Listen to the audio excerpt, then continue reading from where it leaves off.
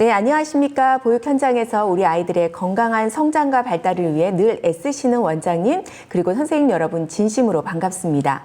오늘 교육은 우리 보육 현장이 그토록 기다려왔던 아주 반가운 소식을 전해드리기 위해 마련되었습니다. 바로 2025년 6월 22일부터 시행되고 있는 어린이집 원장 교사의 생활지도에 관한 고시 해설서에 대한 교육입니다. 그동안 현장에서 도대체 어디까지 지도할 수 있을까 고민 많으셨죠? 오늘 이 시간이 여러분의 그 답답함을 해소하고 전문가로서의 자부심을 되찾는 확실한 터닝포인트가 되리라 확신합니다. 여러분, 이 고시가 단순히 권장사항이나 참고자료 정도라고 생각하시면 안 됩니다. 이 고시는 상위법의 위임을 받아 만들어진 것으로 법적인 구속력을 가지고 있습니다. 이 고시에 따라 정당하게 지도한 행위는 법적으로 완벽하게 보호받을 수 있지만 반대로 이 고시를 어기면 법을 어긴 것과 같습니다. 자, 그럼 이 든든한 법적 방패를 어떻게 사용할지 함께 꼼꼼히 살펴보겠습니다. 오늘 교육의 흐름을 먼저 짚어보겠습니다. 먼저 이 고시가 왜 만들어졌는지 그 배경을 알아보고 다음으로 총칙을 통해 생활지도의 목적을 확인하겠습니다. 그리고 가장 중요한 생활지도의 범위와 방식을 구체적인 사례 중심으로 살펴보고 그 밖의 중요 사항들을 짚어보면서 마무리하겠습니다. 우선 고시 제정 배경부터 살펴보겠습니다. 선생님들, 아이들을 보육하다 보면 정말 등줄기가 서늘해지는 아찔한 순간들이 있죠. 친구를 깨물려고 달려드는 아이, 밥을 거부하면서 식판을 엎으려는 아이, 그 위급한 순간 여러분의 머릿속을 가장 먼저 스치는 생각은 무엇인가요? 교육적 소신에 따라 아이를 바르게 지도하겠다는 다짐인가요? 아니면 혹시 내가 말리다가 아이 팔을 잡으면 아동학대로 신고당하는 거 아닐까? 라는 두려움인가요? 안타깝게도 그동안 우리 보육 현장의 현실은 후자에 가까웠습니다. 어디까지가 훈육이고 어디서부터가 학대인지 그 경계가 너무 모호했기 때문이죠. 이러다 보니 학대 논란이 두려워 지도를 주저하게 되는 사각지대가 생겨날 수밖에 없었습니다. 하지만 여러분, 상황이 달라졌습니다. 이제 법이 보호합니다. 2024년 8월 7일부터 영유아보육법 제18조의 5가 시행되면서 명확한 기준이 마련되었습니다.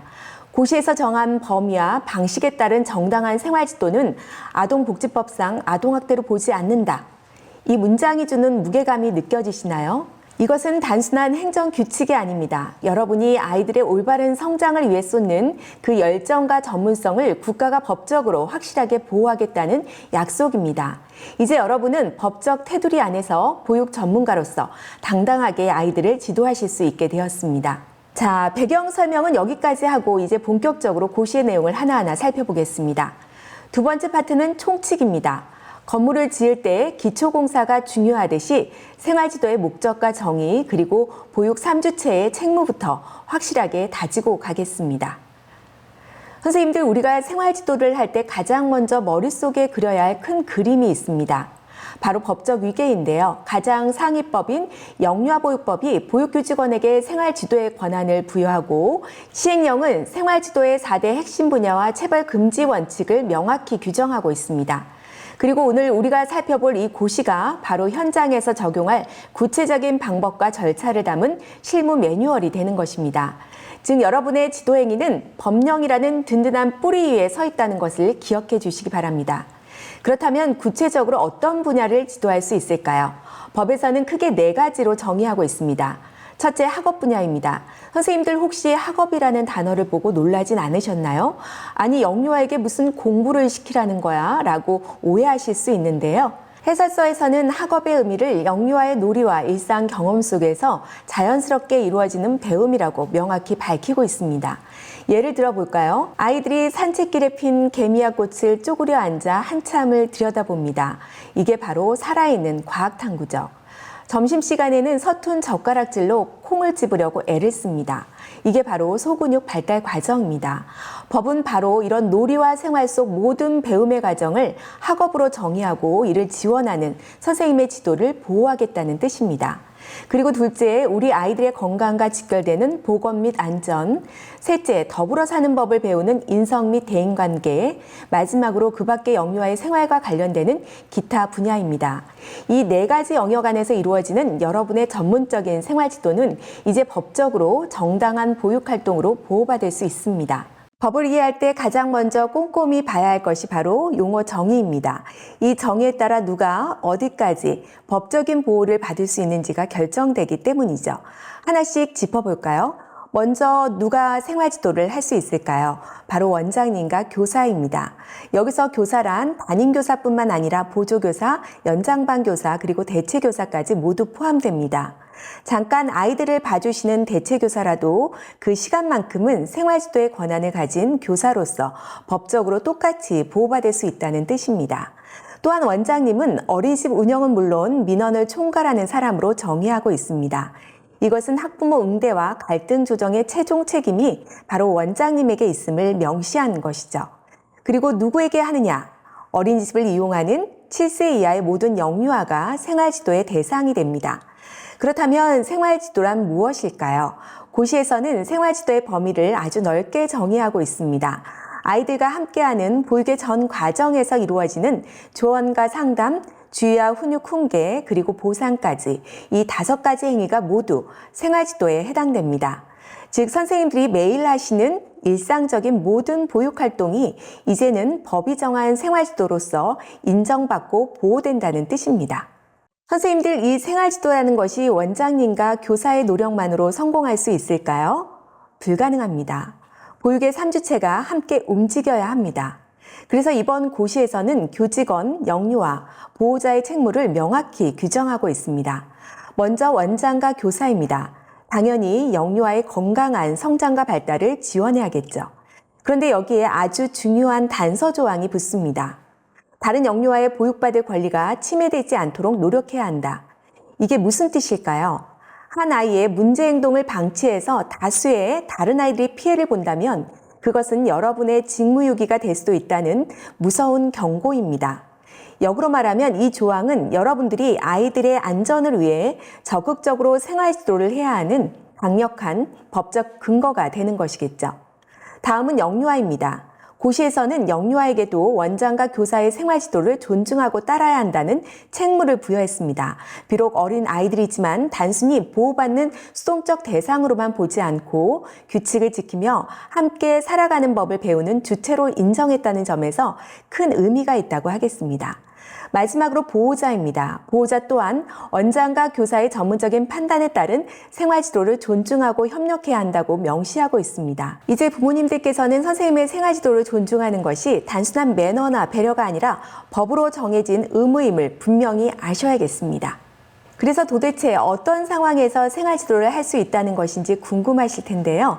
지금부터 고시에서 제시하고 있는 생활지도의 구체적인 범위 9가지를 하나씩 살펴보겠습니다. 제1호는 영유아의 건강한 성장과 발달에 영향을 미치는 사항입니다.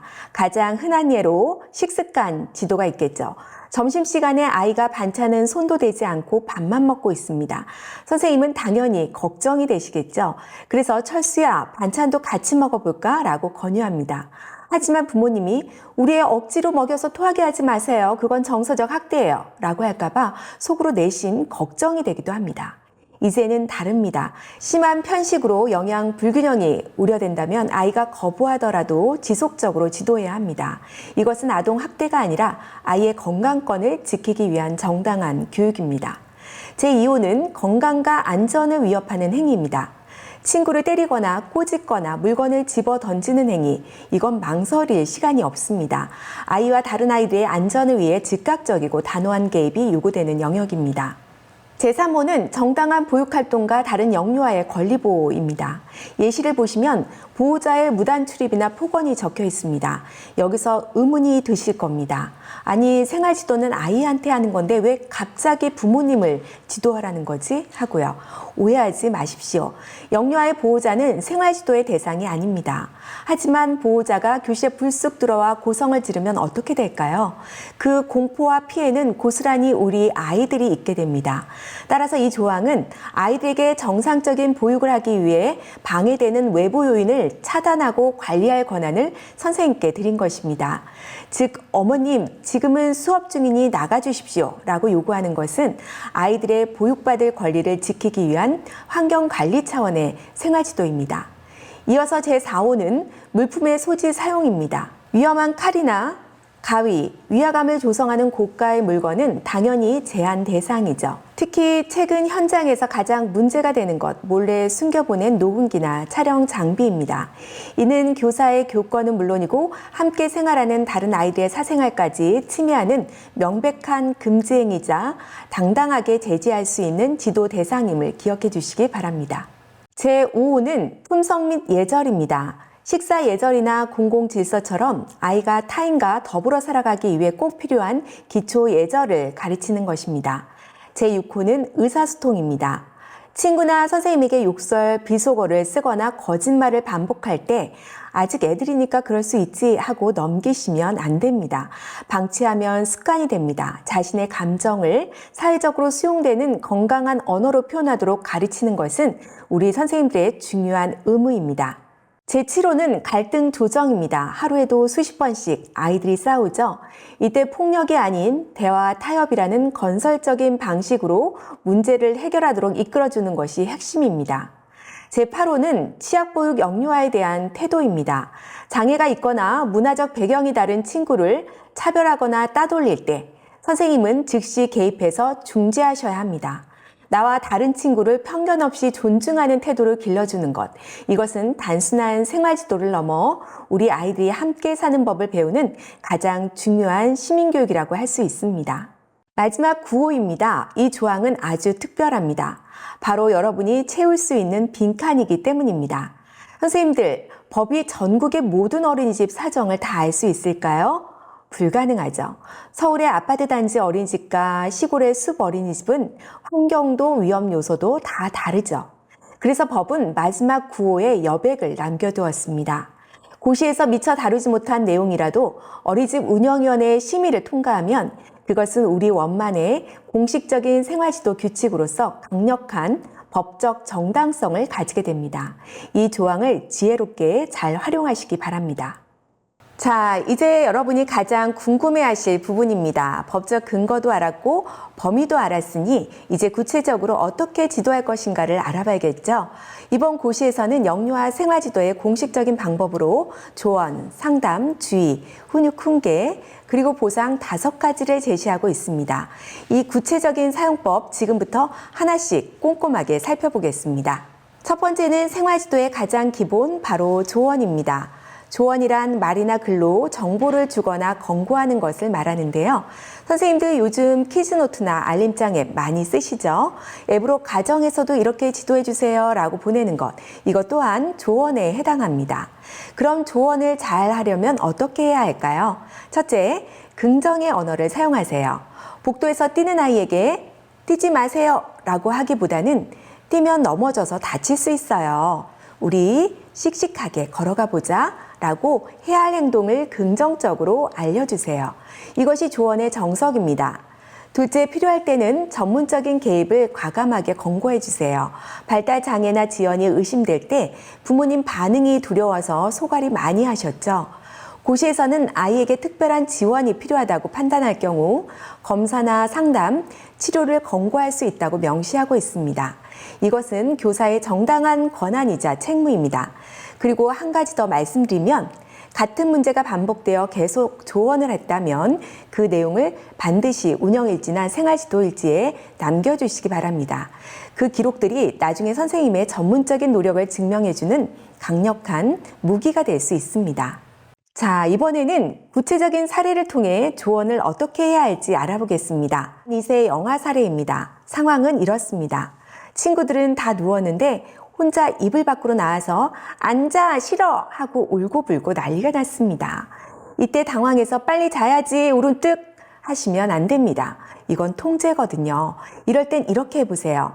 아이 옆에 차분히 앉아서 철수야, 지금은 쉬는 시간이에요. 선생님이랑 눈을 감고 코 쉬어볼까? 그러면 자고 일어나서 기분이 아주 좋아질 거야 라고 권유해 주세요. 잘하는 명령이 아니라 쉬면 좋다는 정보를 주는 것이 핵심입니다. 그리고 하원할 때 어머님께도 팁을 드리는 거죠. 어머니, 오늘 철수가 낮잠 적응을 좀 힘들어했어요. 주말에 낮잠 루틴을 일정하게 지켜주시면 큰 도움이 될 것 같아요. 이것이 바로 고시가 권장하는 가정연계 조언입니다. 여기서 잠깐 영아반 선생님들 주목해 주세요. 영아에게 조언할 때는 두 가지를 기억해 주세요. 첫째, 말보다 영아의 몸 상태 체크가 우선입니다. 아이가 울 때는 이유가 있습니다. 졸린 건지 배고픈 건지 아니면 어디가 아픈 건지 먼저 살피세요. 둘째, 설득보다 스킨십이 먼저입니다. 말로 설득하려 하지 마시고 먼저 손을 잡아주거나 등을 쓸어주면서 안정감을 준 뒤에 짧고 부드럽게 이야기해야 아이가 받아들일 수 있습니다. 이번엔 유아반으로 가보겠습니다. 유아가 장난감을 혼자 다 가지겠다고 껴안고 놔주질 않습니다. 이때 욕심부리면 안 돼요 라고 다그치기 쉬운데요. 조언의 핵심은 부정어 대신 긍정적인 대안을 제시해 주는 것입니다. 철수야, 친구랑 같이 나누면 놀이가 더 즐겁지 않을까? 우리 친구에게 장난감 하나만 빌려줘 볼까요? 이렇게 나눔의 즐거움을 알려주는 거죠. 다음으로 조언에 대해 선생님들이 궁금해하는 사항들을 Q&A로 풀어보겠습니다. 첫 번째 질문입니다. 아이가 조언을 거부하면 어떡하나요? 네, 거부할 수 있습니다. 그럴 땐 억지로 강요하지 마세요. 아이의 감정을 읽어주신 뒤에 잠시 후 다시 시도하거나 놀이로 자연스럽게 접근하는 여유가 필요합니다. 단 거부가 너무 오랫동안 반복된다면 그때는 심리적인 원인이 있는지 파악하기 위해 깊이 있는 상담이 필요하실 수 있습니다. 두 번째, 부모님이 기분 나빠하시면 어떡하죠? 이럴 땐 조언의 목적이 지적이 아니라 성장 지원임을 분명히 해주세요. 만약 부모님의 반응이 너무 격앙되어 있다면 혼자 감당하지 마시고 원장님과 함께 하세요. 고시에는 필요시 원장 입회하에 조언을 실시한다고 되어 있습니다. 마지막 세 번째, 문자로 조언해도 되나요? 네, 가능합니다. 단 주의할 점이 있습니다. 단체 카톡방은 절대 안 되는 거 아시죠? 반드시 개별 연락으로 비밀을 지켜주시기 바랍니다. 선생님들, 조언은 강요하는 것이 아니라 아이와 부모님을 올바른 방향으로 초대하는 것입니다. 부드럽지만 꾸준하게 따뜻하게 조언해 주시기 바랍니다.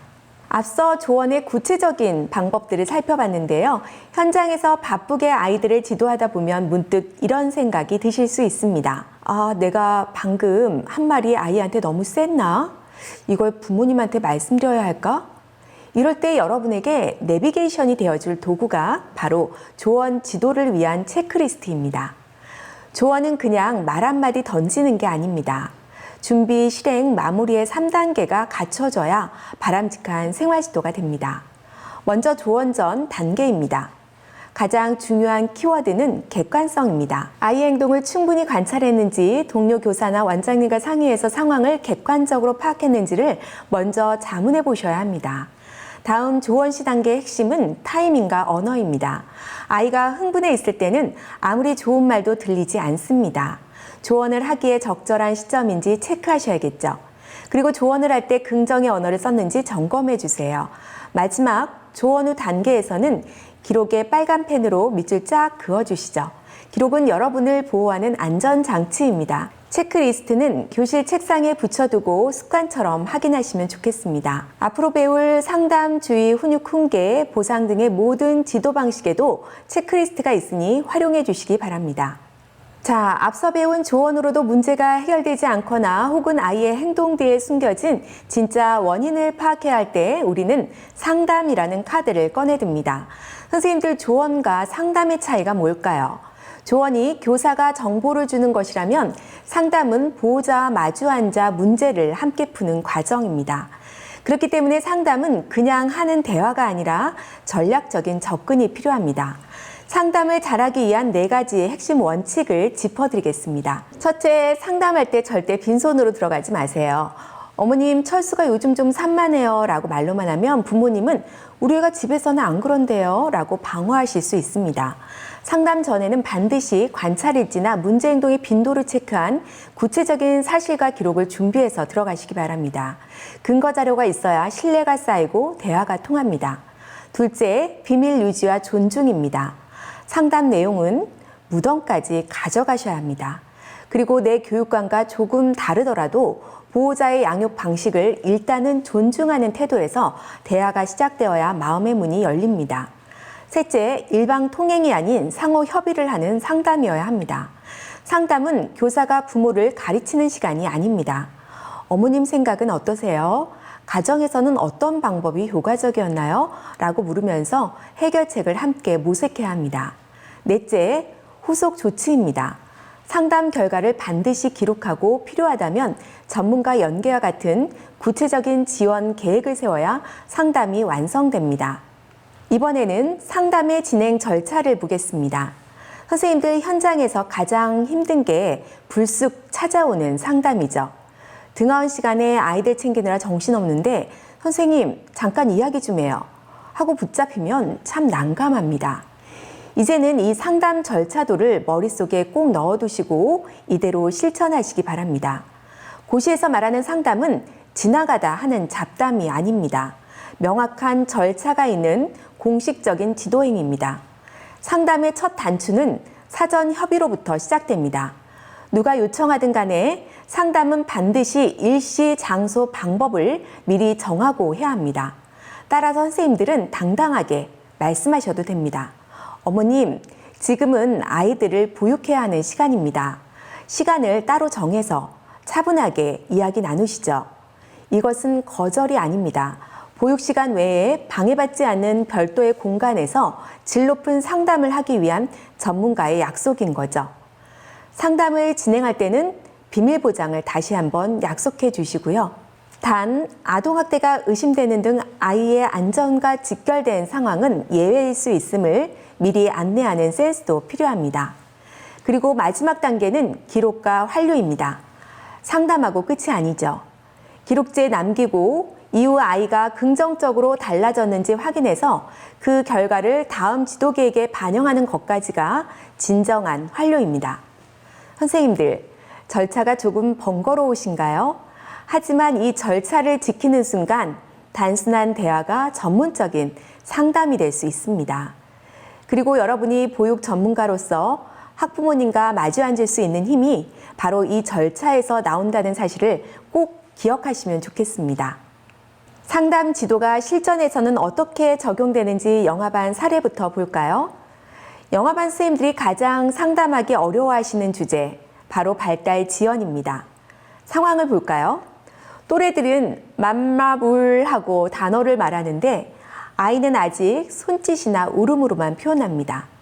이때 부모님께 어떻게 말씀드려야 오해 없이 전달될까요? 상담은 준비가 생명이라고 했죠. 그동안 기록해둔 관찰 일지를 꺼내셔서 느낌이 아니라 데이터로 말씀하시는 겁니다.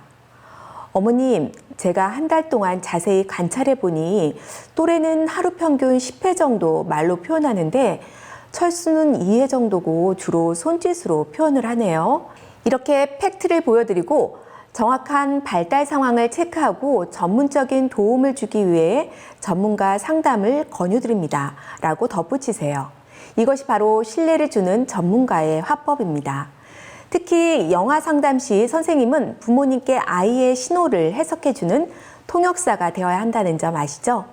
어머님, 철수가 배고플 때는 평소보다 날카로운 짜증 섞인 울음을 보여요. 라고 구체적으로 알려드려서 가정에서도 아이의 마음을 똑같이 읽어주고 일관되게 반응할 수 있도록 지원하는 것이 영아 상담에서 중요합니다.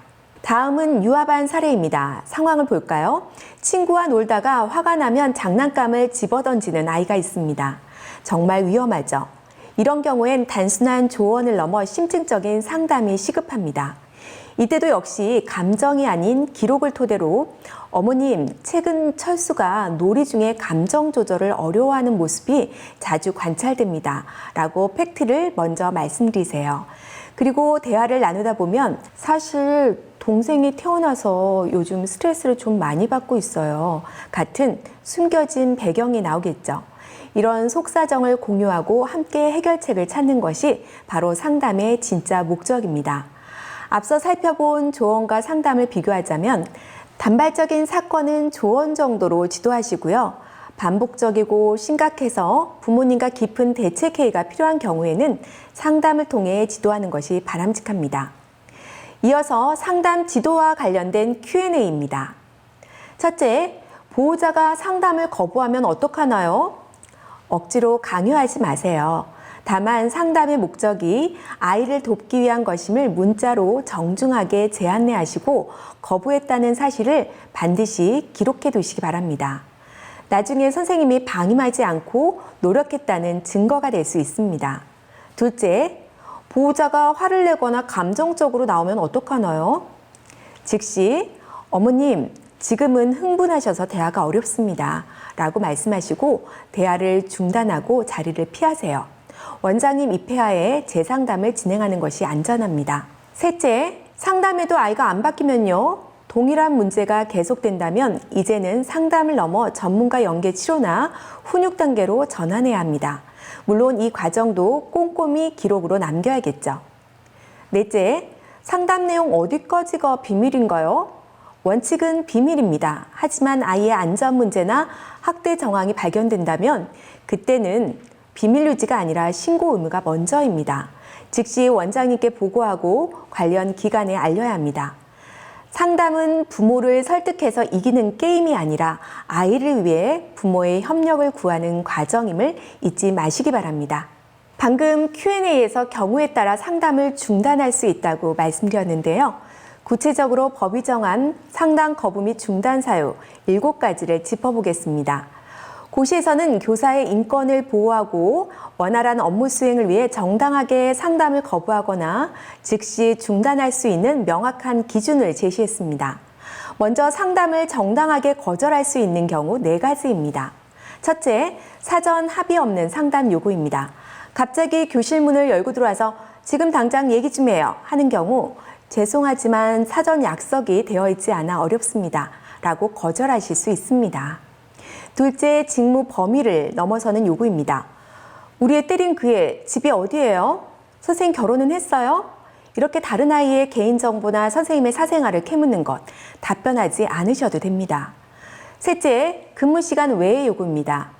퇴근 후나 주말에 상담을 요구하는 경우 거부하셔도 됩니다. 넷째, 반복적인 민원입니다. 보육교직원을 괴롭힐 목적으로 똑같은 질의를 계속 반복하는 경우에도 상담을 거부할 수 있습니다. 그리고 지금부터 말씀드리는 3가지는 상담을 하다가도 즉시 중단해야 하는 위험한 상황입니다. 폭언이나 폭행이 발생한 경우, 흉기 등의 위험한 물건으로 위협하는 경우, 음주 등으로 대화가 불가능한 상태인 경우입니다. 이런 상황이 발생하면 주저하지 말고 즉시 상담을 중단하시고 동료 교사나 원장님께 도움을 요청하여 안전을 확보하시기 바랍니다. 자, 이번에는 생활지도의 3번째 방식 주의입니다. 앞서 배운 조언이나 상담은 대화로 문제를 해결하는 부드러운 방식이었죠. 하지만 선생님들, 보육 현장이 늘 평화롭던가요? 아이가 친구를 때리려고 주먹을 들었거나 뜨거운 국그릇 근처에서 장난을 칠 때, 이 급박한 순간에 어떻게 지도하실 건가요? 이때는 비상 브레이크를 밟아야 합니다. 그게 바로 주의입니다. 주의는 아이의 안전을 위해 교사가 위험함을 즉각 인지시키는 강력한 경고 신호입니다. 그럼 이 브레이크를 어떻게 밟아야 할까요? 가장 중요한 것은 태도입니다. 비난이 아니라 안내여야 합니다. 화를 내는 게 아니라 멈춰, 위험해! 라고 간결하고 명확하게, 단호하게 팩트만 전달하세요. 여기서 말하는 단호함이란 소리를 지르는 게 아닙니다. 목소리의 톤을 낮추고 눈을 맞추면서 교사의 권위를 보여주는 것입니다. 선생님들, 여기서 질문 하나 드리겠습니다. 아이가 친구를 때리려고 해서 안 돼! 하고 달려가는데 가까이서 보니까 아이 눈이 반쯤 감겨 있고 졸려서 짜증이 잔뜩 난 상태예요. 이때도 눈을 부릅뜨고 아이를 세워놓고 단호하게 가르쳐야 할까요? 아닙니다. 이때는 전략을 바꾸셔야 합니다. 아이가 졸리면 내 이성적인 브레이크가 고장난 상태입니다. 아무리 옳은 말을 해도 입력이 안 되죠. 이때는 2단계로 나누세요. 첫째 행동은 그 자리에서 즉시 멈춥니다. 아이의 손을 잡고 때리는 건 안 돼 라고 짧고 단호하게 막아주세요. 안전을 위해서 타협할 수는 없습니다. 둘째, 이유 설명은 미루고 공감을 해주세요. 행동을 막은 직후 바로 톤을 바꿔서 안아주세요. 아이고, 우리 철수가 지금 너무 졸리구나. 그래서 짜증이 났어? 이렇게 감정을 읽어주고 바로 휴식을 취하게 해주세요. 친구를 때리면 안 되는 이유를 가르치는 것은 아이가 푹 자고 일어나서 기분이 좋을 때, 그때 이야기해도 늦지 않습니다. 그래야 선생님의 말이 잔소리가 아닌 가르침으로 입력될 수 있습니다. 그럼 이 주의 방식을 영아반 사례에 적용해 보겠습니다. 영아가 밥 먹기 싫다고 숟가락을 휙 던져버렸습니다. 선생님이 놀라서 반사적으로 이렇게 외치시죠. 어머, 숟가락 던지면 친구 머리 다쳐요. 던지지 마세요. 선생님들, 이 말이 1세 영아에게 들릴까요? 안 들립니다. 던지면 다친다라는 인과관계, 영아는 이해하지 못합니다. 그저 선생님의 크고 높은 목소리에 공포감만 느낄 뿐 정작 안 된다는 정보는 입력되지 않는 거죠. 그래서 이럴 땐 긴 설명보다 핵심 단어만 짧고 간결하게 입력해 주셔야 합니다. 철수야, 안 돼. 던지지 않아요. 그리고 3초간 침묵 후에 부드럽게 표정을 풀고 이야기해 주세요. 이건 냠냠 먹는 거예요. 중간에 3초 침묵. 왜 필요할까요? 영아는 말보다 선생님의 표정, 몸짓, 손짓을 더 빨리 읽습니다. 이 짧은 침묵이 아이에게 이건 하면 안 되는 거구나 라고 정보를 처리할 시간을 주는 겁니다. 마지막으로 꿀팁, 주의를 주고 나서 절대 그냥 횡하니 돌아서지 마세요. 반드시 아이를 따뜻하게 안아주거나 부드럽게 시선을 맞춰주세요. 선생님이 너를 미워해서 혼낸 게 아니야. 위험해서 알려준 거야. 이 메시지를 비언어적으로 주어야 아이의 정서가 다치지 않고 완벽한 생활 지도가 됩니다. 다음은 유아반 사례입니다. 친구 장난감을 확 뺏어버려서 다툼이 난 상황입니다. 유아반에서도 흔하게 일어나는 일이죠. 규칙을 알면서도 충동을 못 참은 겁니다. 이때는 아이에게 행동의 경계를 명확히 그어주셔야 합니다. 부드러운 권유 말고 단호하게 교사가 상황을 주도해야 합니다. 친구 물건을 뺏으면 친구 마음이 속상해. 같이 놀 방법을 찾아보자. 여기서 포인트는 뒷부분입니다. 찾아볼까? 라고 아이의 의사를 묻는 게 아니라 찾아보자 라고 교사가 주도적으로 이끄는 뉘앙스여야 진정한 주의가 됩니다. 다음으로 주의 지도에 관한 Q&A입니다. 첫째, 주의를 줬는데도 아이가 무시하고 행동을 계속 반복하면 어떡하나요? 이때는 원인을 파악하는 게 중요합니다. 심심해서 관심을 끌려는 건지 아니면 다른 불만이 있는지 원인을 안다면 조언이나 상담을 병행하는 것이 훨씬 효과적입니다. 둘째, 여러 아이들 앞에서 주의를 줘도 되나요? 유아반 아이들은 자존심이 셉니다. 공개적인 지적은 수치심만 줍니다. 급박한 위험 상황이 아니라면 다가가서 작은 목소리로 전달해 주세요. 셋째, 주의를 여러 번 줬는데도 개선이 없으면요? 그때는 지도 방식의 전환이 필요합니다. 일단 지도 내용을 일지에 기록하고 원장님과 상의하여 상담을 진행하거나 다음 단계인 훈육으로 전환해서 체계적으로 지도하셔야 합니다. 간혹 화를 내는 것과 주의를 주는 것 어떻게 다르죠? 라고 질문하시는 분들이 계신데요. 기준은 감정입니다. 내 감정이 폭발하면 화이고 감정을 걷어내고 원칙만 단호하게 말하면 그건 주의입니다. 선생님들, 주의는 아이를 겁주는 게 아닙니다. 내 감정은 쏙 빼고 원칙으로만 단호하게 지도해 주시기 바랍니다. 자, 선생님들 지금까지 조언, 상담, 주의, 주로 말로 하는 지도 방식을 배웠습니다. 그런데 현장에서는 말로 해도 안 되거나 아이가 어떻게 해야 할지 몰라서 문제 행동을 반복하는 경우가 있죠. 이때 우리는 생활지도의 다음 단계, 바로 훈육 훈계 단계로 들어갑니다. 여기서 잠깐 고시에서 말하는 문제 행동의 의미를 짚고 가겠습니다. 이것은 병리적인 문제가 아닙니다.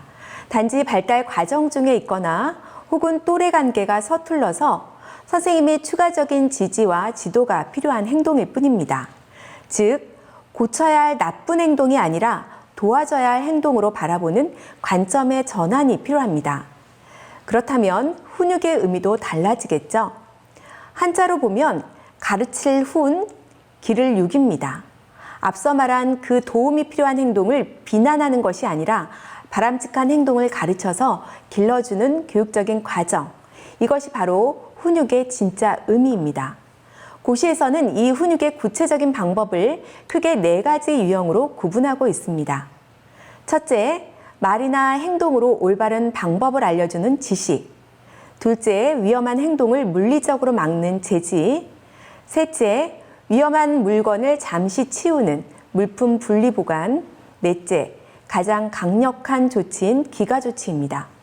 이제 이 4가지 방법을 현장에서 어떻게 사용할 수 있는지 하나씩 자세히 알아보겠습니다. 먼저 지시입니다. 지시란 무엇일까요? 단어는 딱딱해 보이지만 내용은 따뜻합니다. 안 돼! 하고 금지만 하는 게 아니라 이렇게 하는 거야 라고 명확한 행동 기준과 방법을 알려주는 것입니다. 이 지시가 잔소리가 되지 않고 교육이 되려면 4가지 원칙을 지켜야 합니다.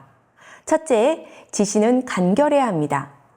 철수야, 선생님이 저번에 말했지. 그렇게 하면 안 된다고. 이건 지시가 아니라 하소연입니다. 철수야, 장난감은 바구니에 넣자. 이렇게 짧고 구체적이어야 아이에게 쏙 들어갑니다.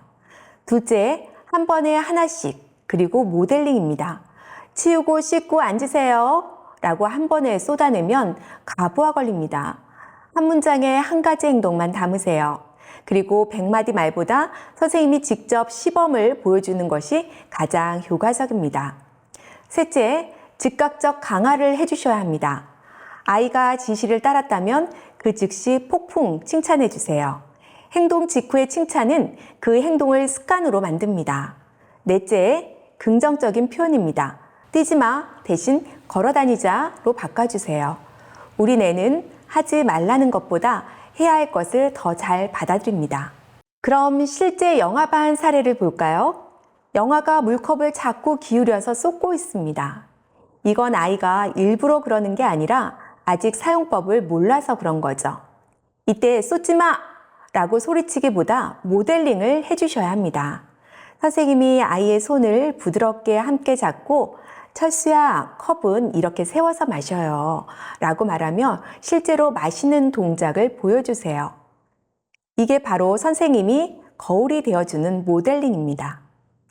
그리고 아이가 따라하면 그 순간 바로 우와, 철수가 컵을 세워서 꿀꺽 마셨네. 멋지다 하고 폭풍 칭찬을 해주시는 겁니다. 영아에게 지시할 때 핵심 포인트는 흐름입니다. 영아에게는 딱딱한 지시보다 일과의 자연스러운 흐름 속에서 안내하는 것이 중요합니다. 이제 정리하세요. 대신 이제 블록을 상자에 쏙 넣고 노래 부르자처럼 다음 놀이로 연결해주면 스트레스 없이 생활 습관을 익힐 수 있습니다. 다음은 유아반입니다. 유아가 놀이를 하고 나서 정리도 안 하고 쌩하니 다른 곳으로 가버립니다. 이때 철수야, 정리 안 하니? 라고 소리치면 감정 싸움이 되죠. 이때는 유아에게 행동의 순서를 명확히 지시해 주세요. 철수야, 놀이가 끝나면 놀잇감은 바구니에 넣어요. 그리고 나서 새 놀이를 시작하자. 정리가 끝나야 다른 놀이를 할 수 있다는 규칙을 알려주는 겁니다. 다음은 지시 지도에 관한 Q&A입니다. 첫째, 지시를 했는데도 무시하고 딴청 피우면 어떡하죠? 아이에게 다가가서 지시 내용을 다시 한번 간단하게 말하고 시범을 보여주세요. 그래도 안 된다고요? 그때는 다음 단계인 제지로 넘어갈 수 있습니다. 둘째, 몇 번이나 반복해서 말해야 하나요? 앵무새처럼 반복하는 건 효과 없습니다. 2, 3회 정도 반복했는데도 안 되면 말로 하는 지시는 멈추세요. 그때는 선택권을 주셔야 합니다. 여기서 선택권이란 방법이나 결과를 고르게 하는 건데요. 아이에게 자동차부터 넣을래, 블럭부터 넣을래? 라고 정리하는 순서를 고르게 하거나 더 단호하게는 정리하고 계속 놀지 아니면 지금 여기서 놀이를 멈출지 내가 선택하렴 이라고 결과에 대한 책임을 선택하게 하는 겁니다. 셋째, 단체 활동 중에 몇몇 아이가 안 따르면요. 전체한테 소리치지 마세요. 그 아이들에게만 살짝 다가가서 역할을 주세요. 철수가 선생님 도와서 이거 나눠줄래요? 라고 말하면 금방 참여하는 경우가 많습니다. 선생님들, 지시는 잔소리가 아닙니다. 아이에게 성공하는 방법을 알려주는 친절한 가이드라는 거 잊지 마세요. 훈육의 두 번째 지도 유형은 제지입니다. 제지란 영유아의 행동이 위험하거나 부적절할 때 즉시 중단시키기 위해서 교사가 언어적, 비언어적 신호 또는 신체적 개입을 통해서 행동을 멈추게 하는 행위입니다. 선생님들, 설명을 듣다 보니 이런 의문이 드시지 않나요? 말로 하는 거면 아까 살펴본 주의랑 뭐가 다른 거지? 아주 중요한 차이가 있습니다. 주의는 아이에게 위험을 알리고 스스로 조심하도록 경고하는 것이 목적이라면 제지는 지금 당장 위험한 행동을 강제로 멈추게 하는 것이 목적입니다. 그래서 제지의 지도 방식에는 주의에는 없는 강력한 권한, 신체적 개입이 포함되어 있습니다. 아이 몸에 손을 댔다가 아동학대로 오해받으면 어떡하지? 하고 걱정되시죠? 하지만 안전을 위해서라면 제지하셔야 합니다. 단, 조건이 있습니다. 벌을 주거나 고통을 주기 위한 것이 아니라 행동을 멈추게 하기 위한 최소한의 안전 범위 내에서만 가능합니다. 따라서 제지를 할 때는 다음의 3가지 원칙을 꼭 지켜주세요. 첫째, 언어적인 제지가 우선입니다. 무작정 몸부터 나가는 게 아니라 멈춰, 위험해! 라고 짧고 단호한 말로 먼저 1차 경고를 해야 합니다. 둘째, 말로 안 되는 불가피한 경우에만 신체적 제지를 합니다. 언어적 제지에도 행동이 멈추지 않거나 급박한 상황에서는 아이를 지키기 위해 손을 잡거나 팔을 막아서라도 물리적으로 행동을 멈춰야 합니다. 셋째, 반드시 사후 지도가 따라야 합니다. 행동만 맡고 끝내면 아이는 억울해합니다. 제지 후 아이의 흥분이 가라앉은 뒤에는 반드시 왜 멈췄어야 했는지, 바람직한 행동은 무엇인지 이유와 대안을 알려주셔야 비로소 훈육이 완성됩니다. 그럼 영화반 사례를 통해 안전한 제지가 무엇인지 확인해 보겠습니다. 지금 영화가 친구의 머리카락을 꽉 잡아당기고 있는 위급 상황입니다.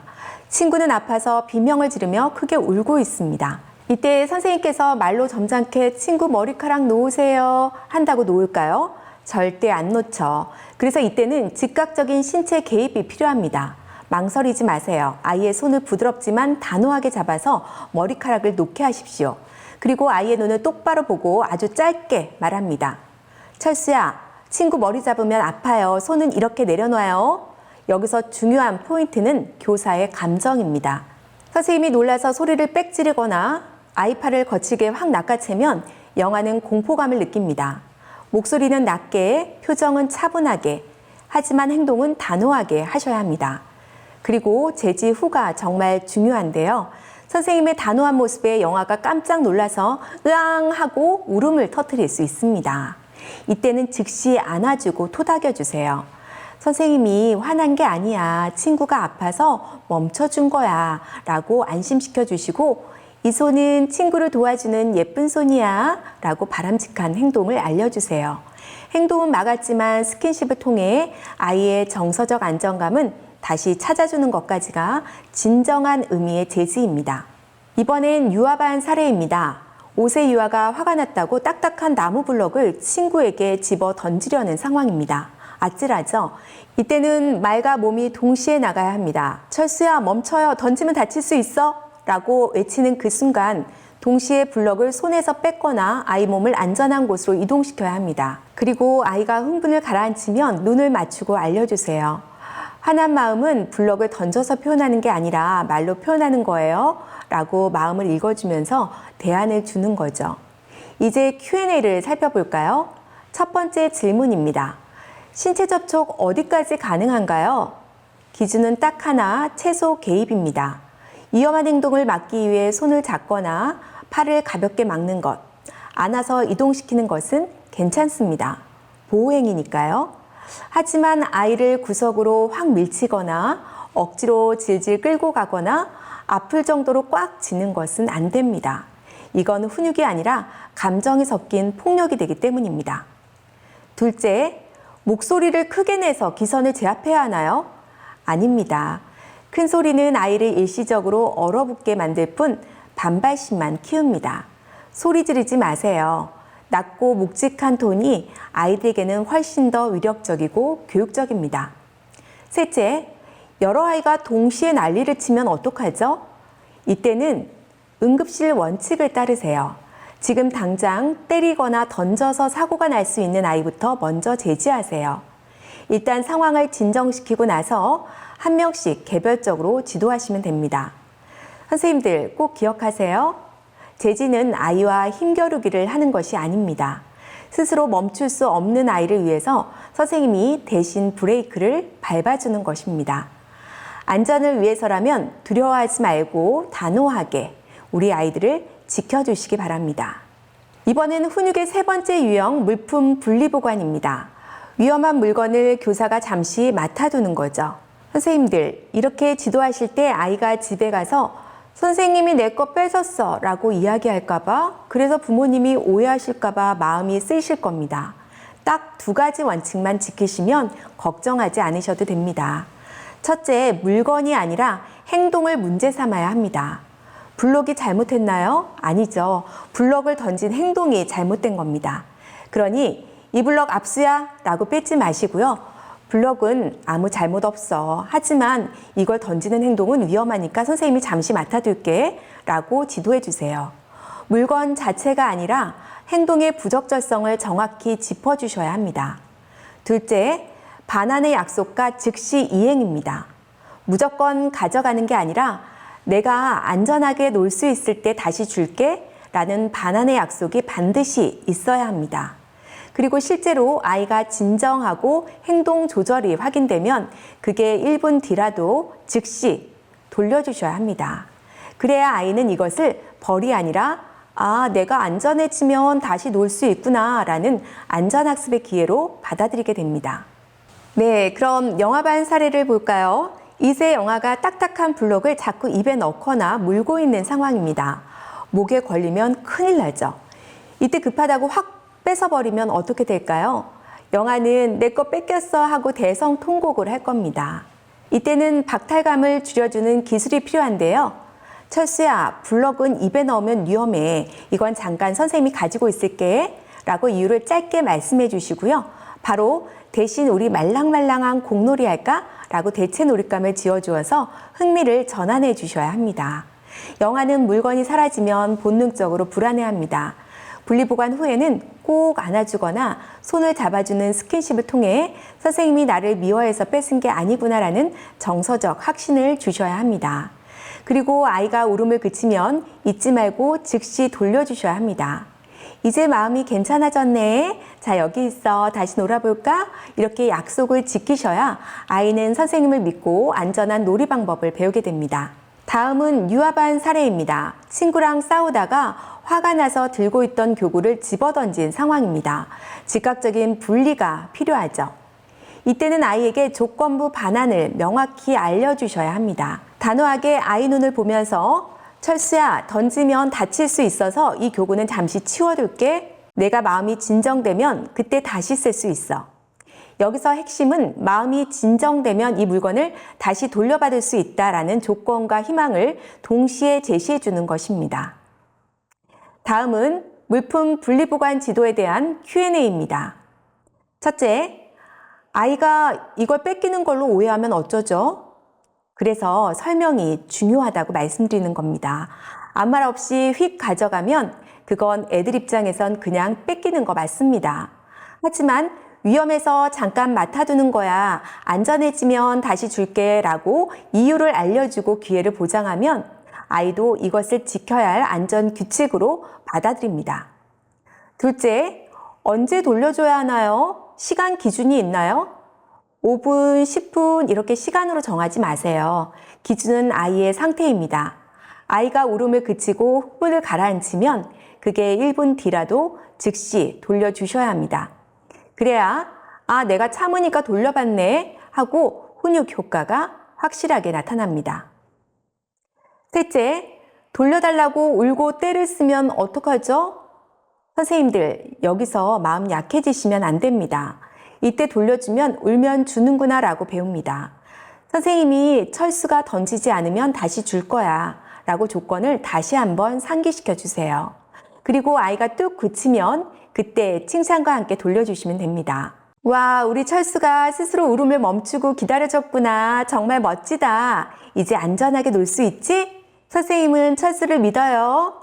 이렇게 스스로 조절한 노력을 인정해주고 돌려주셔야 아이의 자존감이 다치지 않고 훈육이 아름답게 마무리될 수 있습니다.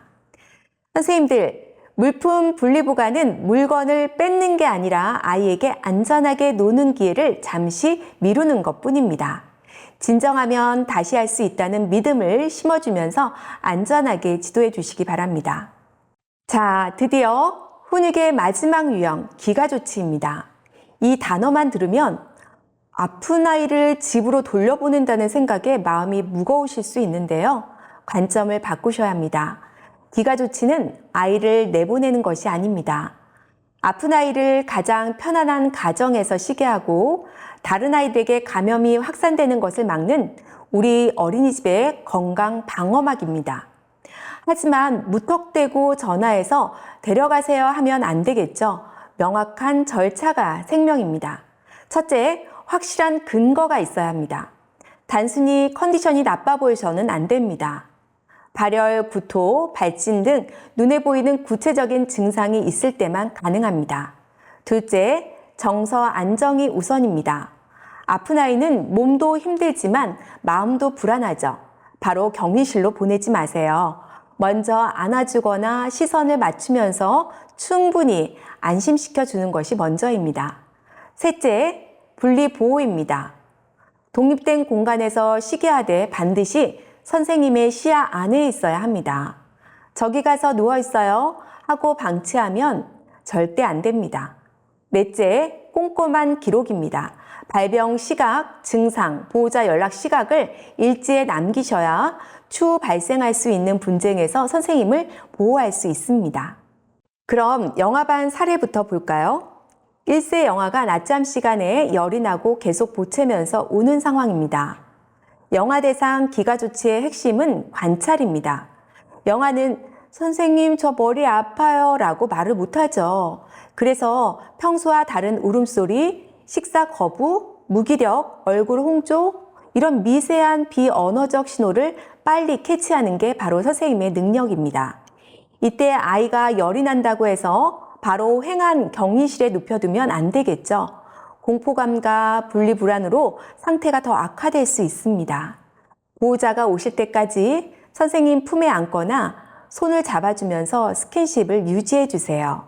그리고 아이가 평소 좋아하는 애착 인형이나 담요를 주어 정서적 안정을 돕는 것이 1순위입니다. 격리는 그 다음입니다. 어머니께 연락드릴 때도 침착하게 팩트만 전달하세요. 어머님, 철수가 지금 열이 38도까지 올랐고 평소보다 많이 보채네요. 일단 제가 미지근한 물수건으로 닦아주고 안아서 진정을 시켰는데요.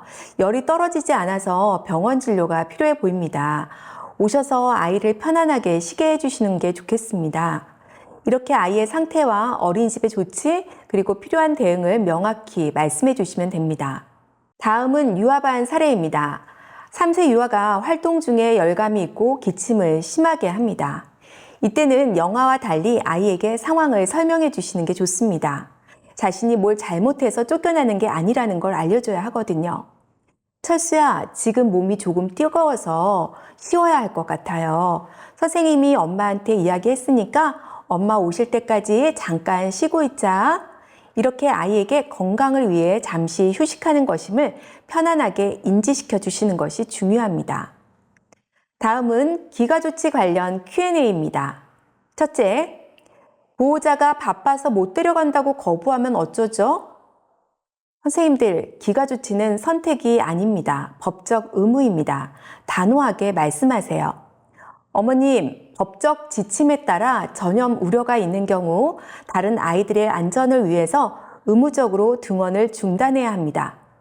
법적 지침, 의무라는 단어를 명확히 쓰셔야 부모님도 심각성을 인지합니다. 둘째, 당장 맡길 곳이 없는데 어떡하나요? 무작정 안 된다고만 하면 부모님도 막막하시죠? 이때는 전문가다운 대안을 드리세요. 정부에서 지원하는 아이돌봄 서비스를 안내해 드리세요. 특히 아픈 아이를 위한 긴급 돌봄은 당일 신청도 가능하다는 구체적인 정보를 제공해 주시면 부모님께 실질적인 도움이 될 수 있습니다. 셋째, 언제 다시 등원할 수 있나요? 열 내리면 오세요 라고 대충 말씀하시면 안 됩니다. 반드시 의사의 진단서나 소견서를 통해서 감염 우려가 사라졌다는 확인이 되었을 때만 재등원이 가능하다고 명확히 안내해 주셔야 합니다. 선생님들, 기가 조치는 야박한 게 아닙니다. 아픈 아이에게는 회복을 선물하고 건강한 아이들에게는 안전을 선물하는 가장 적극적인 보호 조치임을 잊지 마시기 바랍니다. 생활지도의 마지막 5번째 방식, 보상입니다. 선생님들, 보상하면 뭐가 제일 먼저 떠오르시나요? 스티커, 선물? 물론 그것도 보상이지만 교육적인 보상은 훨씬 더 넓은 개념입니다. 보상이란 영유아의 바람직한 행동을 교사가 알아차리고 칭찬, 격려, 기회 제공 등을 통해서 그 행동을 계속하고 쉽게 만드는 긍정적 강화입니다. 하지만 이 보상 잘못 쓰면 독이 되고 잘 써야 약이 된다는 사실 알고 계시죠? 약이 되는 보상을 하기 위한 3가지 원칙을 짚어보겠습니다. 첫째, 물질보다는 마음입니다. 사탕이나 스티커 같은 물질적 보상은 효과가 빠르지만 금방 사라지고 내성이 생깁니다. 나중엔 더 큰 걸 원하죠. 교사의 따뜻한 인정, 칭찬, 신뢰 같은 사회적 보상이 중심이 되어야 아이의 내면이 단단해집니다. 둘째, 결과보다는 과정입니다. 우와, 1등 했네 보다는 와, 끝까지 포기하지 않고 노력했구나가 정답입니다. 결과 중심은 아이를 경쟁으로 내몰지만 과정 중심의 보상은 아이의 자존감을 키워줍니다. 셋째, 즉각성과 구체성입니다. 나중에 몰아서 칭찬하면 아이들은 까먹습니다. 잘한 그 순간 즉시 칭찬해 주세요.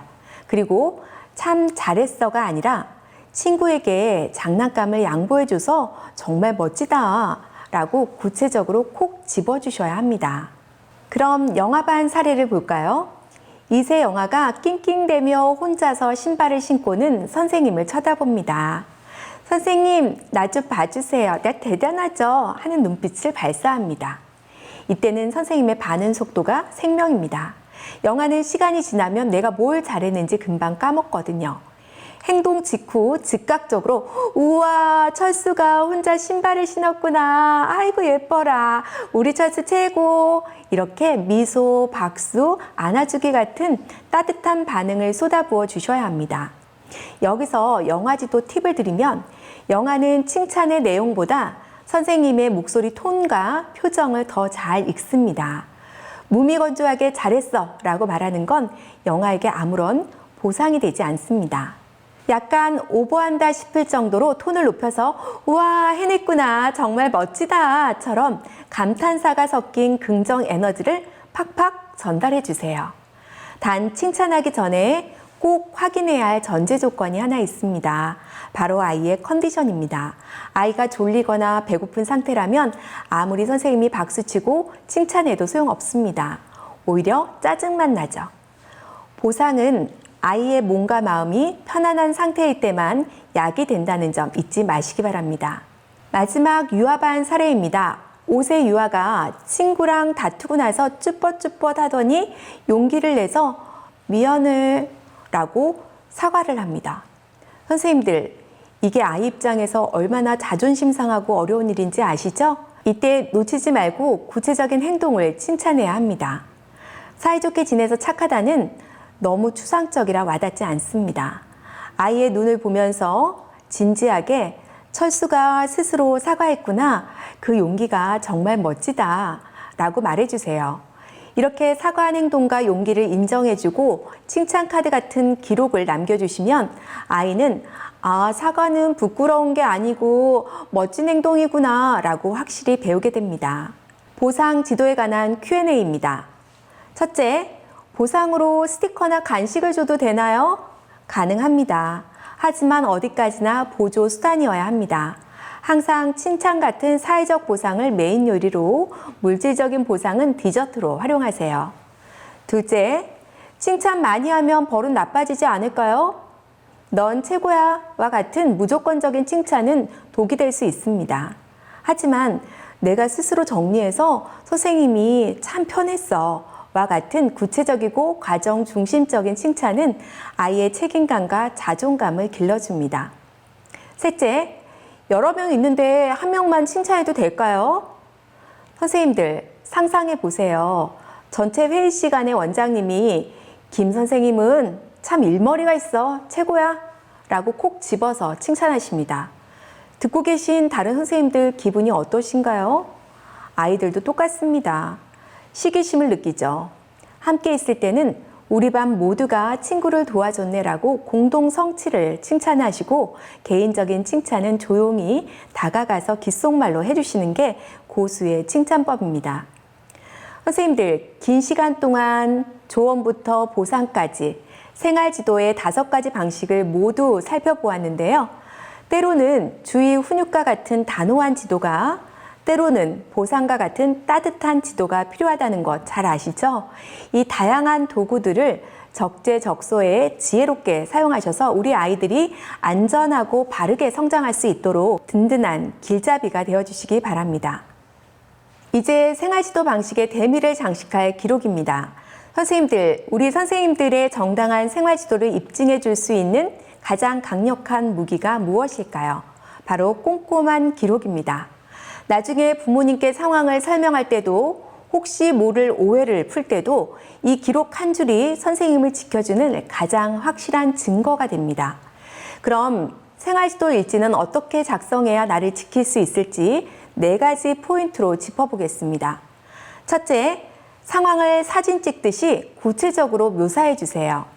그냥 싸워서 위험했음이라고 뭉뚱그려 쓰시면 안 됩니다. 사례에서처럼 블록을 들어 친구 얼굴을 향해 던지려는 행동을 취함.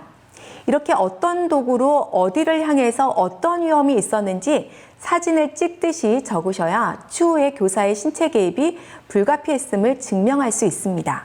둘째, 지도 내용에 절차를 준수했음을 기록해 주세요. 여기가 제일 중요합니다. 교사가 화가 나서 감정적으로 행동한 게 아니라 훈육의 절차를 지켰다는 것을 보여줘야 합니다. 1차로 언어적 제지를 했으나 멈추지 않아서 2차로 팔을 잡아 물리적으로 제지했고 이후에 안전한 곳으로 이동 조치했다는 점이 명확히 드러나야 합니다. 셋째, 아동 반응은 팩트만 적으세요. 큰 소리로 울며 저항했으나 약 3분 후 진정됨처럼 아이의 행동 상태와 진정되는 데 걸린 시간을 팩트 위주로 적으세요. 그리고 친구가 먼저 뺏어서 화가 났다는 아이의 말도 그대로 적어주시면 교사가 아이의 입장을 충분히 경청했음을 보여주는 좋은 자료가 될 수 있습니다. 넷째, 조치 결과는 반드시 가정 연계로 마무리해 주세요. 가장 중요한 마침표입니다. 하원 시 보호자에게 상황과 제지한 사실을 전달함. 이 한 줄이 있어야 나중에 보호자분이 근데 왜 우리의 팔을 잡은 거죠? 라고 물으실 때 어머님, 그날 하원하실 때 위험 상황과 조치 내용을 충분히 설명해 드렸습니다. 라고 당당하게 답할 수 있습니다. 선생님들, 일지 쓰는 것 참 번거로운 일입니다. 하지만 기억해 주세요. 기억에 의존하면 감정이 섞이지만 기록에 의존하면 팩트가 남습니다. 특히 안전과 직결된 훈육 상황만큼은 나를 위해서 그리고 체계적인 지도를 위해서 반드시 6화 원칙에 맞춰 기록해 두시기 바랍니다. 선생님들, 지금까지 우리는 아이들을 현장에서 어떻게 지도할 것인지 그 구체적인 기술을 살펴보았습니다. 하지만 기술만 있다고 생활지도 과정에서 발생하는 복잡한 갈등과 민원까지 교사 혼자 감당할 수 있을까요? 아닙니다. 시스템과 법이 뒤에서 든든하게 받쳐줘야만 합니다. 이제 마지막 제5장입니다. 여기서는 특수한 지원이 필요한 취약보육부터 우리 선생님들을 보호해 줄 수 있는 법적 근거, 그리고 우리 원만의 생활지도 규칙 제정까지 행정적이고 법적인 핵심 사항들을 짚어보겠습니다. 선생님들, 우리 반을 한번 떠올려 볼까요? 아직 말이 트이지 않은 영아, 발달이 조금 느린 친구, 혹은 한국말이 서툰 다문화 가정 친구가 있지는 않나요? 이 아이들에게는 기존의 지도 방식이 맞지 않을 수 있습니다. 단순히 배려하는 차원을 넘어서 맞춤 정장 같은 세심한 전략이 필요합니다. 이것은 선택이 아니라 법이 보장하는 필수적인 전문 영역입니다. 그렇다면 고시에서는 구체적으로 어떤 아이들을 치약보육 생활지도 대상으로 규정하고 있을까요? 크게 세 가지입니다. 첫째, 만 3세 미만 영아입니다. 이 시기의 아이들에게 가장 강력한 생활지도 도구는 논리가 아니라 애착입니다. 긴 설명보다는 짧고 쉬운 문구를 쓰시고 따뜻한 눈빛, 스킨십 같은 비언어적 소통으로 선생님은 널 보호하는 사람이야 라는 신호를 끊임없이 보내주셔야 합니다. 둘째, 장애 영유아입니다. 장애의 특성은 아이마다 천차만별이죠. 그래서 개별화, 교육계획이 필수입니다. 일괄 적용하지 마시고 부모님, 전문가와 상의해서 이 아이만을 위한 지도 매뉴얼을 따로 만드셔야 합니다. 셋째, 다문화 가정 자녀입니다. 하지마 라는 말을 못 알아들어서 행동을 지속할 수도 있습니다. 그린카드나 제스처로 언어 지원을 해주시고 틀린 게 아니라 다른 거야 라는 문화적 존중을 바탕으로 또래 친구들의 인식을 개선해 주는 것이 핵심입니다. 결국 이 모든 전략을 관통하는 세 가지 원칙은 명확합니다. 아이 하나하나에 맞추는 개별화와 세심한 지도, 다름을 이유로 배제하지 않는 차별 금지와 인권 존중, 그리고 교사 혼자가 아니라 가정과 협력하고 합의하는 것입니다. 그런데 선생님들, 방금 말씀드린 맞춤목과 같은 개별화 지도를 선생님 혼자서 15명, 20명의 아이들을 보면서 다 해내실 수 있을까요? 불가능합니다. 교사의 희생과 헌신만으로는 절대 이루어질 수 없습니다. 그래서 고시에서는 교사 개인이 아닌 원장님, 기관 차원의 의무를 명확히 하고 있습니다. 첫째, 비율 조정입니다. 손이 많이 가는 친구가 있다면 교사 대 아동 비율을 가감하게 조정해 주세요. 선생님이 아이 눈을 한 번이라도 더 맞출 수 있는 물리적 여유를 만들어 주시는 것, 그게 가장 실질적이고 시급한 지원입니다. 둘째, 직무 교육 기회를 우선적으로 제공해 주세요. 아는 만큼 보이고 보이는 만큼 지도할 수 있습니다. IP 수리법, 다문화 교육법 등 실질적인 연수를 통해서 전문 역량을 기를 수 있도록 적극 지원해 주셔야 합니다. 셋째, 외부 전문기관과 네트워크를 구축해 주셔야 합니다. 어린이집 안에서 해결되지 않는 문제는 끙끙 앓지 마시고 전문가의 손길을 빌리세요. 장애 진단이 필요하면 특수교육지원센터로, 전문적인 코칭이나 대체교사가 필요하면 육아종합지원센터로, 발달 지원 조기 선별은 지역사회 보건소로 연결해 주시면 됩니다. 치약보육 영유아의 생활지도는 교사 혼자 짊어질 수 있는 짐이 아닙니다. 교사의 세심한 사랑과 기관의 든든한 지원 시스템이 톱니바퀴처럼 맞물릴 때 비로소 가능해진다는 점을 꼭 기억해 주시기 바랍니다. 여러분, 긴 시간 강의를 들으시면서 머릿속에 계속 이런 걱정이 맴돌진 않으셨나요? 방법은 알겠는데 내가 배운 대로 정당하게 지도했는데도 혹시 기분 나쁘다고 아동학대로 신고하면 어쩌지? 집에서 애 기죽이지 말라고 항의 전화 오면 어쩌지? 이런 걱정들 때문에 그동안 소신 있게 지도하고 싶어도 멈칫하셨을 겁니다. 하지만 선생님들, 제가 강의 시작할 때 말씀드렸던 것 기억하시죠? 이제 법이 보호합니다. 오늘 배운 절차대로 기록을 남기며 정당하게 지도하셨다면 영유아보육법 제18조의 5에 따라 그 어떤 경우에도 아동학대로 보지 않습니다. 그리고 만약 보호자가 선생님의 정당한 생활 지도를 방해하고 괴롭힌다면 법은 이를 보육활동 침해 행위로 규정합니다. 원장님과 상의하여 법적, 행정적으로 단호하게 대응하실 수 있습니다. 이제 법과 원칙이라는 안전벨트를 매시고 전문가로서 당당하게 우리 아이들을 이끌어 주시면 됩니다. 당연히 보호자 입장에서도 억울하거나 납득하기 어려운 부분이 있을 수 있겠죠. 그래서 이 제기 절차가 있습니다. 핵심은 숫자 14입니다. 보호자는 생활지도가 부당하다고 판단되면 10살 이내에 원장님께 이의를 제기할 수 있습니다. 그럼 원장님은 접수일로부터 10살 이내에 답변을 주셔야 합니다. 그리고 원장님들, 똑같은 민원을 계속 넣는 보호자 때문에 많이 힘드셨죠? 정말 피가 마르는 기분일 때가 있으셨을 겁니다. 이제는 멈춤 버튼이 생겼습니다. 만약 보호자가 동일한 사안으로 정당한 사유 없이 반복적으로 이의를 제기한다면 어린이집에서는 2회 이상 답변 후에 더 이상 답변하지 않겠습니다 라고 합법적으로 추가 답변을 거부하고 사건을 종결할 수 있습니다. 지금까지 살펴본 내용이 실제로 힘을 발휘하려면 우리 어린이집의 규칙으로 만들어야 합니다. 교육부 고시는 큰 틀일 뿐입니다.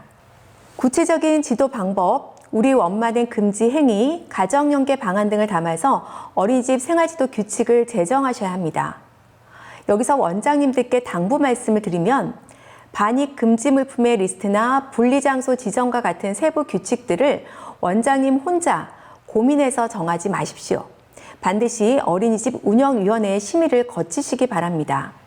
운영위원회에서 학부모 대표들과 함께 결정한 규칙은 훨씬 더 강력한 정당성을 갖습니다.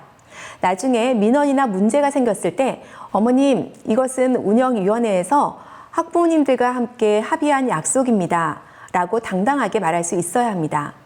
그리고 3월 입학식이나 OT 때 이 규칙을 보호자에게 확실히 안내하고 서면 동의를 받아두시기 바랍니다. 그 종이 한 장이 위급한 순간에 선생님과 우리 아이들을 지키는 가장 든든한 울타리가 될 수 있습니다. 여러분, 이 고시는 한번 정해지면 변하지 않는 것이 아닙니다. 현장의 목소리를 반영해서 2025년 7월 1일 기준 3년마다 그 타당성을 검토하고 계속해서 개선하게 되어 있습니다.